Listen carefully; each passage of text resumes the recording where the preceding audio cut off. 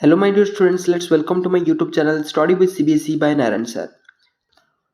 कल तुमने SST exam देकर आए थे। आई होप सबका पेपर अच्छा गया होगा, सब अच्छी तरीके से लिखे होंगे।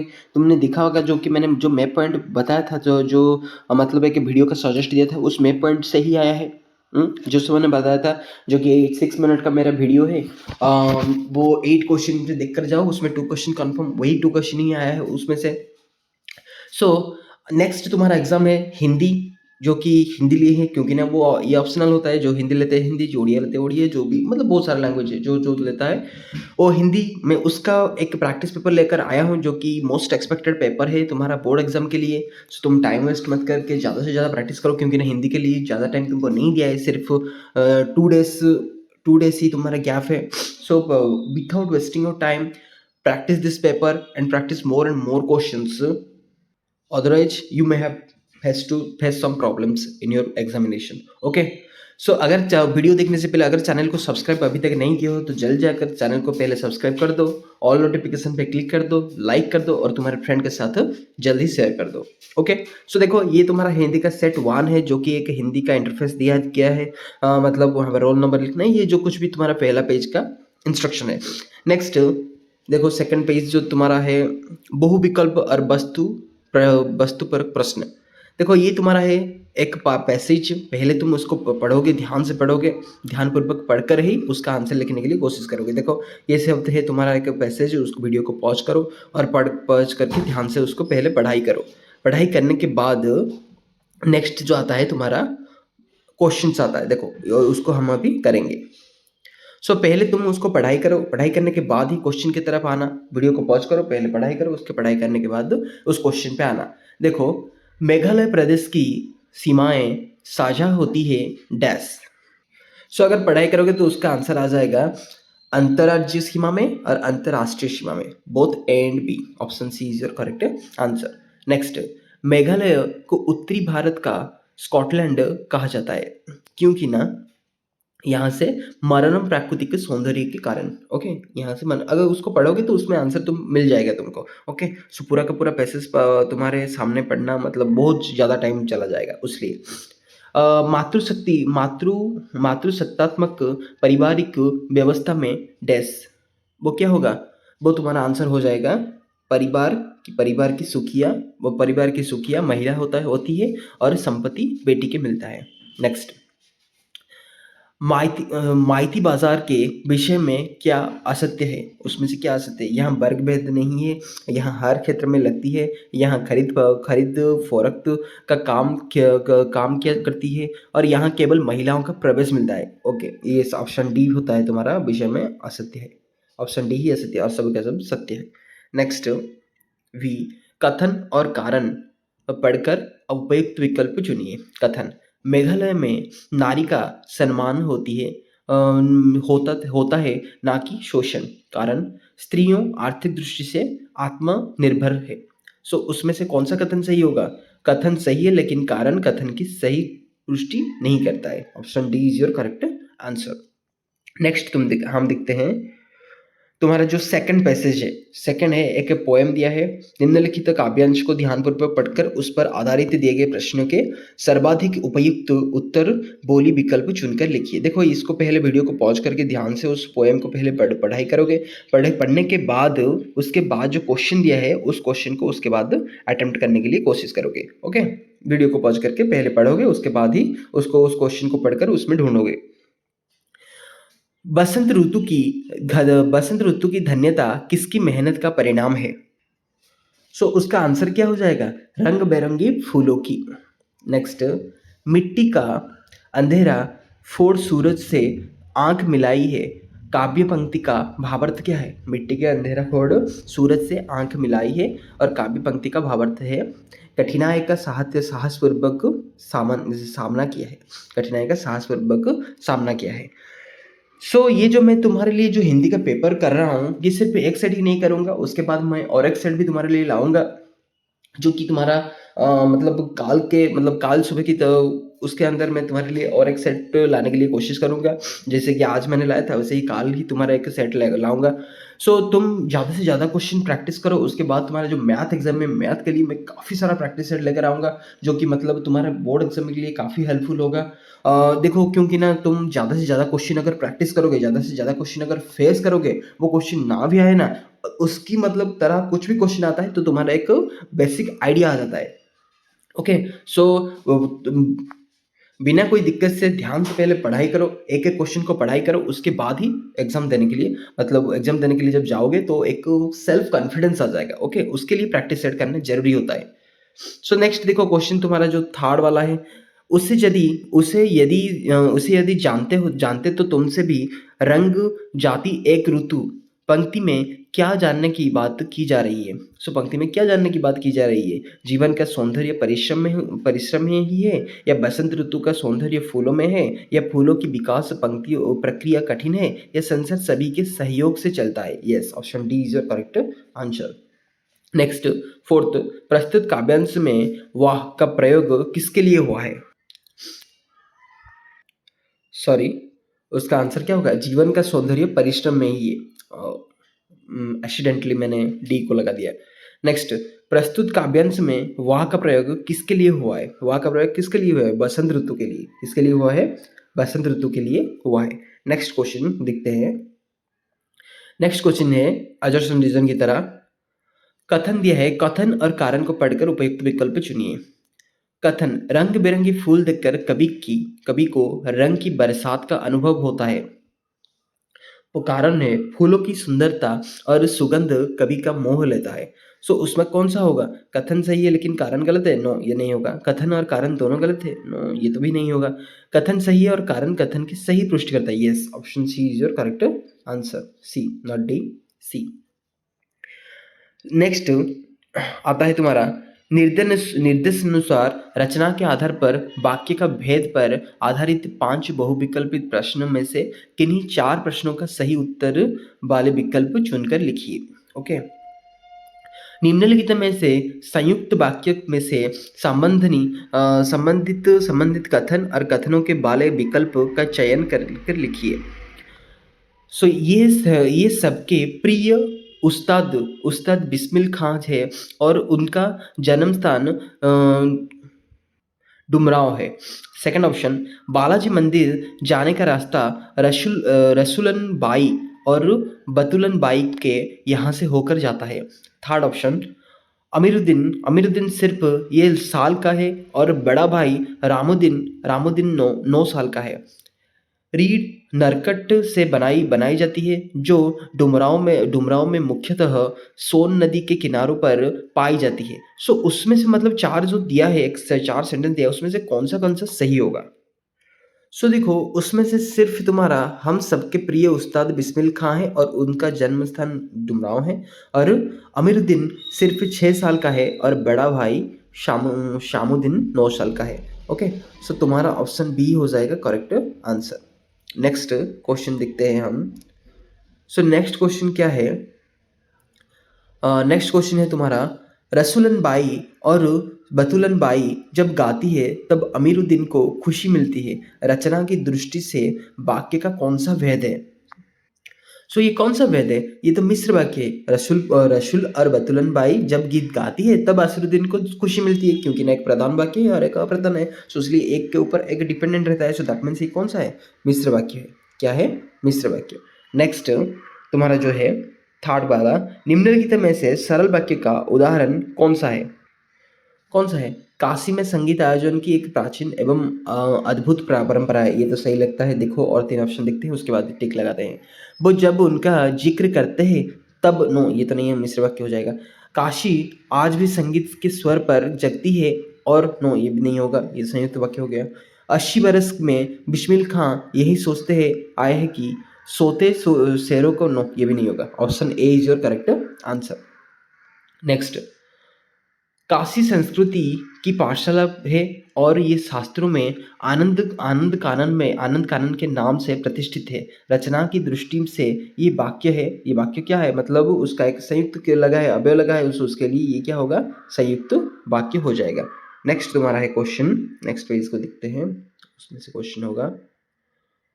सो दिया है संतपवान मतलब मैच द फॉलोइंग में कुछ दिया है, सो लेखन कीजिए और विकल्प का चयन कीजिए।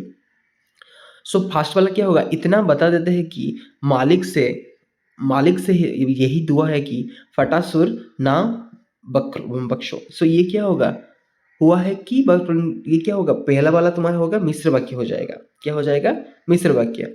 नेक्स्ट उसके बाद जो है, उनकी आंखें इमाम हुसैन और उनकी परिवार के लोगों की शहादत में नम रहती है, वो क्या होगा, सरल वाक्य हो जाएगा। सो वन का 3 और 2 का 1 कौन सा ऑप्शन पे है, ऑप्शन ए पे है। सो ऑप्शन ए तुम्हारा करेक्ट आंसर। सो 3 का तो ऑब्वियसली 2 ही होगा। और देखो उसके बाद ही पढ़ लेते हैं, शहनाई अरब देश में फूंक कर बजाया जाने वाली एक वाद्य है और उसे उसके नए कहते हैं। ओके, नेक्स्ट तुम्हारा क्वेश्चन है, निम्नलिखित निर्देशानुसार वाक्य पर आधारित 5 बहुविकल्प प्रश्नों में से किन्हीं 4 प्रश्नों की यही उत्तर वाले विकल्प चुनकर लिखिए। निम्नलिखित में से कृतिवाच्य का उदाहरण कौन सा है। सो कौन सा है, पान वाले द्वारा दूसरा पान मुंह में ठूसा जा चुका है, और हलदार साहब ने पान वाले से पूछा। यस, ये वाला होगा कर्तव्य, हलदार साहब ने से पान वाले से पूछा। नेक्स्ट तुम्हारा क्वेश्चन है, नगर पालिका द्वारा कस्बे के इकलौते हाई स्कूल को इकलौते ड्राइंग मास्टर के मोतीलाल के मूर्ति बनाने का काम सौंप दिया गया। वाक्य में वाच्य का भेद, कौन सा वाच्य है, ये तो कर्म वाच्य है, दिखने से ही पता चल जाता है। नेक्स्ट, उसने पीछे मुड़कर मुंह का पान नीचे थूका, और हम वाक्य को कर्मवाच्य में बदलने पर शुद्ध रूप होगा, क्या होगा, उसके द्वारा पीछे मुड़कर मुंह का पान नीचे थूक गया। यस, ऑप्शन ए तुम्हारा करेक्ट हो जाएगा। नेक्स्ट, हलहार साहब द्वारा जोर से हंसा गया, इस वाक्य का वाच्य का भेद क्या है। सो इसके बाद क्या है, भाववाच्य। नेक्स्ट, मिलन कीजिए। सो औरत कलेवा लेकर मेड पर बैठी है। सो मेड पर बैठी है मीन्स ये क्या हो जाएगा, कर्तव्यवाच्य हो जाएगा, पहला वाला तुम्हारा कर्तव्यवाच्य हो जाएगा। नेक्स्ट, बाल गोविंद भगत की संगीत द्वारा लोगों की जगाया जा रहा है। सो सेकंड वाला तुम्हारा क्या हो जाएगा, सेकंड वाला तुम्हारा कर्मवाच्य हो जाएगा। सो अगर 1 का 3 2 का 2, 1 का 3 2 का 2, so that means option C is your correct answer. Next तुम्हारा है 5 नंबर का क्वेश्चन, निर्देशानुसार पद परिचय पर आधारित 5 बहुविकल्प प्रश्न में से किन्हीं 4 प्रश्नों की सही उत्तर वाले विकल्प चुनकर लिखिए।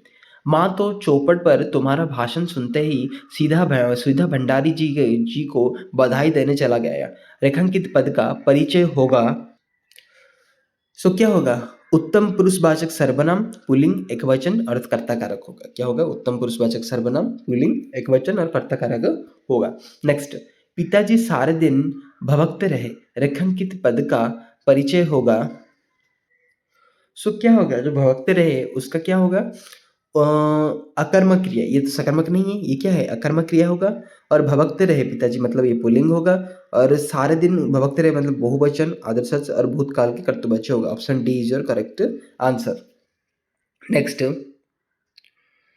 सन 47 के मई महीने में शीला अग्रवाल को कॉलेज वाले ने नोटिस थमा दिया, रेखांकित पद का परिचय होगा। सो क्या होगा, वो तो शीला अग्रवाल को व्यक्तिवाचक संज्ञा है, स्त्रीलिंग है, एकवचन है और कर्मकारक है। नेक्स्ट, किसी दिन एक के ऊपर एक के नीचे रेखांकित है, शिष्य ने डरते डरते खां साहब को टोका, रेखांकित पद का परिचय। एक मतलब क्या है, वो निश्चित संख्यावाचक विशेषण, स्त्रीलिंग, एकवचन और विशेष्य शिष्य। That means option A is your correct answer. Next question है तुम्हारा। सो नेक्स्ट क्वेश्चन दिया है, सुलोचना की नई फिल्म यहाँ लगी है, रेखांकित पद का परिचय होगा। देखो यहाँ पर मल्टी ऑप्शन हो पाएगा, क्योंकि थोड़ा दोनों ऑप्शन सही लगता है। ऑप्शन बी भी होगा और ऑप्शन सी भी होगा, जो यहाँ लगी है। सो यहाँ स्थानवाचक क्रिया विशेषण, स्त्रीलिंग, एकवचन और लगी क्रिया के विशेषण है, और वहाँ पर भी ऑप्शन सेम है। सो यहाँ पर वो पुल्लिंग भी लगता है, सुलोचना की नई फिल्म यहाँ लगी है। So that means option B C both option होगा। नेक्स्ट, तुम्हारा निर्देश अनुसार अलंकार पर आधारित निम्नलिखित 5 बहुविकल्प प्रश्नों में से किन्हीं 4 प्रश्नों की सही उत्तर वाले विकल्प चुनकर लिखिए। सो क्या होगा तुम्हारा, तदपि तदपि दिन ही दिन होत झामरे मनहु कमल हिमारे। सो प्रस्तुत काव्य पंक्ति के अलंकार है, सो कौन सा अलंकार है, उत्प्रेक्षा अलंकार। वो क्या, वो मतलब पंक्ति कौन सा अलंकार है, उत्प्रेक्षा अलंकार। नेक्स्ट, तुम्हारी ये है दंतुरित मुस्कान, तुम्हारी ये दंतुरित मुस्कान मृतक में भी डाल देगी जान। प्रस्तुत काव्य में पंक्ति के अलंकार है, कौन सा अलंकार है, अतिशयोक्ति अलंकार है। Option A is your correct answer. Next, निम्नलिखित कथन में मानवीकरण अलंकार का उदाहरण है, उसमें से कौन सा मानवीकरण अलंकार के उदाहरण है। सो कार्तिक के हंसमुख सुबह नदी तट से लौटती गंगा नहाकर, यस ये वाला होगा। हे प्रभु हमें दो जीवन दान, नो ये नहीं होगा। नेक्स्ट, नेक्स्ट तुम्हारा है वो सारदी चंद्रे का चादर आड़े, यस ये वाला भी होगा। इतना रोया था कि मैं उस दिन ताल तलैया सब भर डाले, नो ये वाला भी नहीं होगा। सो ऑप्शन ए और सी, दैट मीन्स वन और three. Option B is your correct answer. Next तुम्हारा क्वेश्चन है, पानी गए न अंबरो मोती मानुष चुन। प्रस्तुत काव्य पंक्ति में अलंकार है, सो उसमें से कौन सा अलंकार सही है, उत्प्रेक्षा अलंकार, मानवीकरण अलंकार, श्लेष अलंकार। यस, सो यहाँ पर क्या होगा, श्लेष अलंकार है।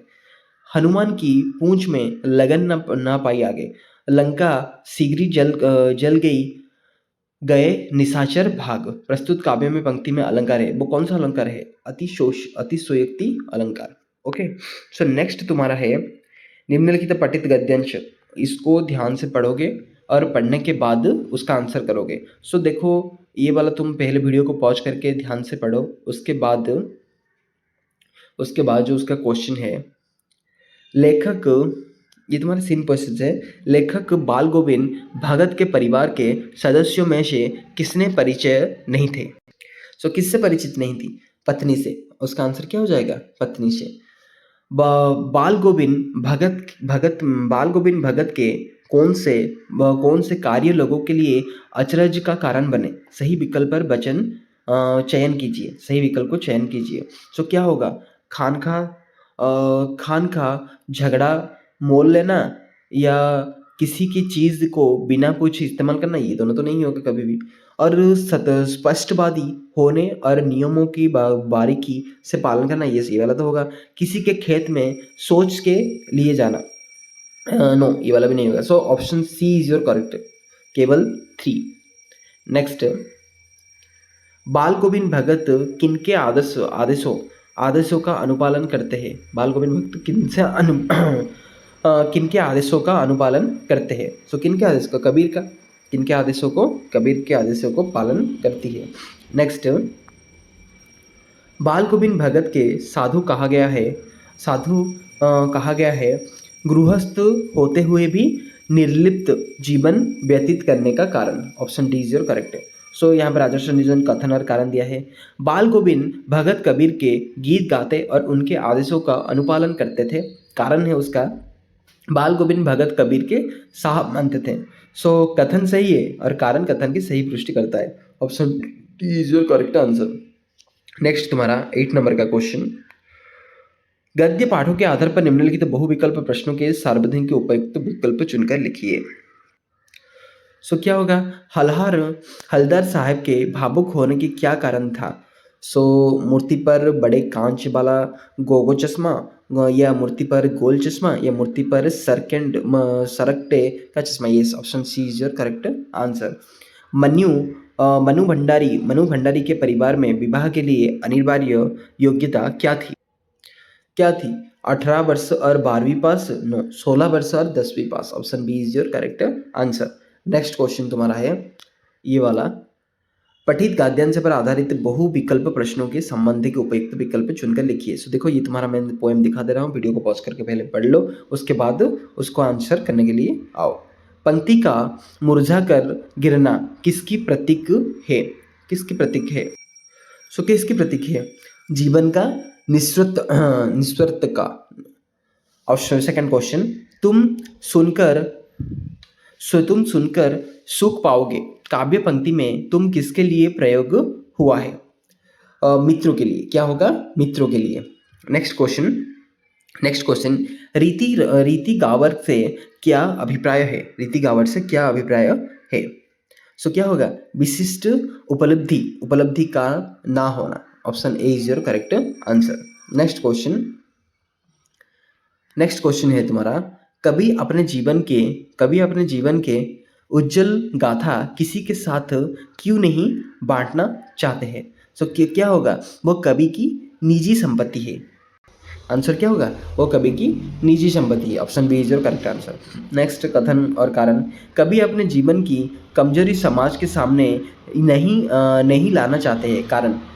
सो कारण दिया है, लोगों को बीच में कटाक्षपूर्ण मजाक बनने का भय है। सो क्या होगा? ऑप्शन बी, कथन और कारण दोनों सही है तथा कारण कथन की सही व्याख्या करता है। Option B is your correct answer. So next तुम्हारा दिया है, पठित कविताओं के आधार पर बहुविकल्प प्रश्नों के संबंध के उपयुक्त विकल्प चुनिए। सो क्या होगा? योग संदेश की सॉरी, ऑप्शन वन है, उत है धार वही प्रयुक्त काव्य में पंक्ति में कौन सा धारा बहने की बात की गई है? सो योग संदेश की। क्या होगा? योग संदेश की। संगतकार कविता में वो सुंदर कमजोर कामती हुई आवाज किसके हो सकती है? किसके हो सकती है? मुख्य गायक के छोटा भाई की और मुख्य गायक के शिष्य की। ऑप्शन बी और सी दोनों। नेक्स्ट तुम्हारा जो आएगा, लिटरेचर सेक्शन का आएगा, वर्णनात्मक पूर्वक प्रश्न।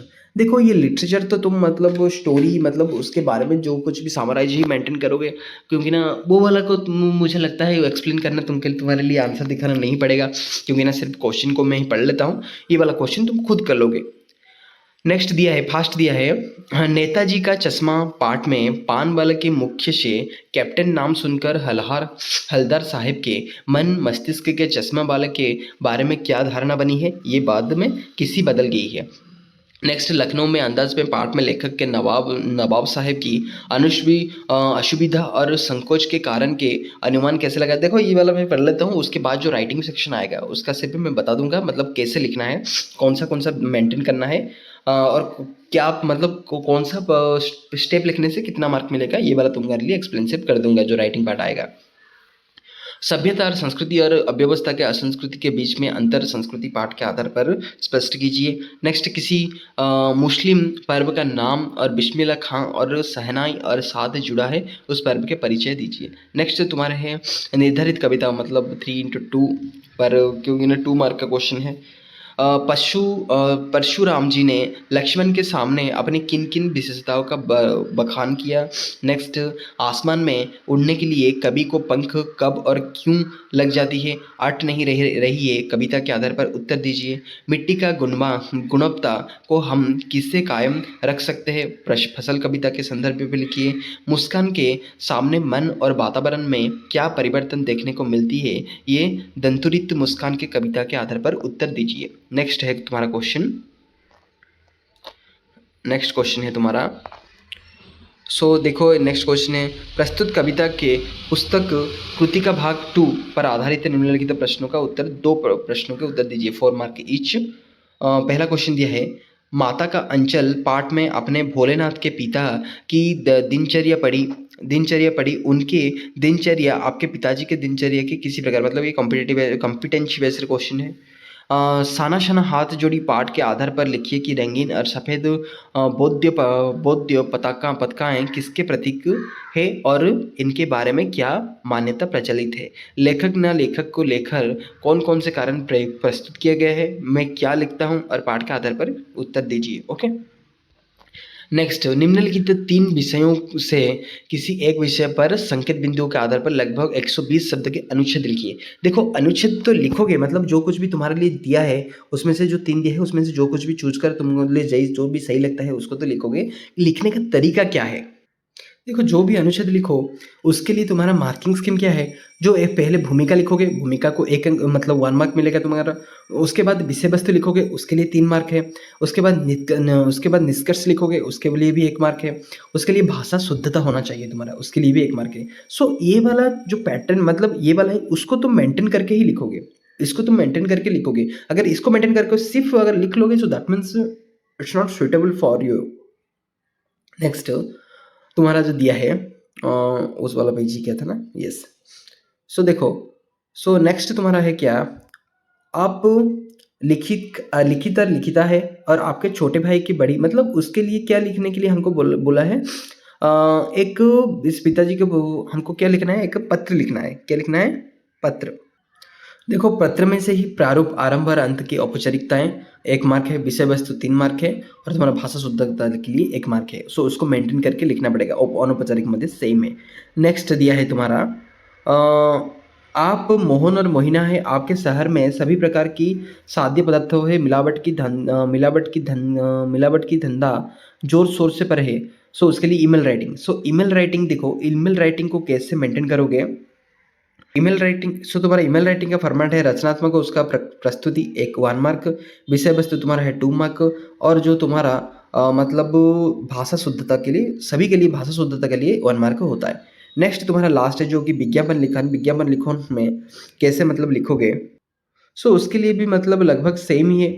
उसके लिए भी जो मतलब तुम्हारा जो प्रस्तुति है या प्रारूप है, उसके लिए 1 मार्क है, विषय वस्तु के लिए सेम ही मतलब 3 मार्क है, भाषा शुद्धता के लिए सेम ही 1 मार्क है। सो इस तरह का तुम जो हिंदी पेपर है उसको मेंटेन करोगे। ये तुम्हारा एक सेट था, मैं और एक सेट तुम्हारे लिए लेकर आऊँगा, क्योंकि ना 2 दिन ही अंदर बचे हैं। सो आज एक लाया हूँ, कल एक लाऊंगा। सो तुम्हारा टाइम वेस्ट मत करके जल्दी ही जल्दी उसको प्रैक्टिस करो, सभी का सभी कवर करने के लिए कोशिश करो। अगर वीडियो सच में अच्छा लगा तो चैनल को जल्दी सब्सक्राइब कर दो, लाइक कर दो, और तुम्हारे फ्रेंड के साथ भी शेयर कर दो। Okay, wish you all the best for your examination. Thank you, God bless you.